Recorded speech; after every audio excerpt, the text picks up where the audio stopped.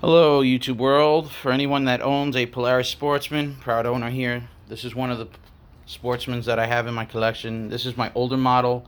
This is an '02 Polaris Sportsman 700. And recently, the other day, I tried starting her up and she was completely dead. She had no power whatsoever.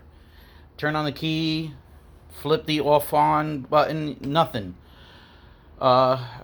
Like a dumb idiot, I went to the store, I brought a new battery, not even checking the voltage on my battery. I was just, frustrated. And anyway, put brand new battery, had power at the terminals for the starter and everything over there. Everything was good, everything's great. But still, no response when I turn on the ignition. So, the older models have these breakers that are in the front. They're in these pods. Okay, this is where you first go to if you got zero power. Because even though you got power in the back, that wire is fed all the way up here first and then distributed throughout the quad. So with that being said, what I did was I take a power probe. Now I don't like pushing the tip of my power probe into wires and stuff. You end up messing up your power probe. If you don't have a power probe, you can go with one of these. Simple. I love these. They're pointy. You can stick them in the wire, jam them in, and test your circuits. What I do is I take it to a different level. I bypass the bulb in this. If I'm using a power probe, I bypass the bulb. I make the spring touch directly to the contact. I connect the wire over to the power probe, and there I'm able to use nice sturdy point and check for circuits.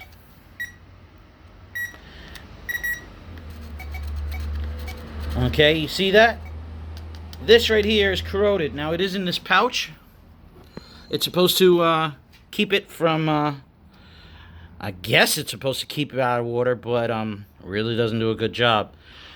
And water got in here through these stupid little spots right here and messed this up. Once I jumped it, I was able to get power again. So this is something you could save money instead of taking it to the dealer. Not that I'm saying the dealer is bad, but this is just something that you can do yourself. And if you're not familiar with it, you'd have to take off the front rack. There's 4 bolts like this. Then you got 2 large corner bolts that are under the rack. They come through here. One on each side.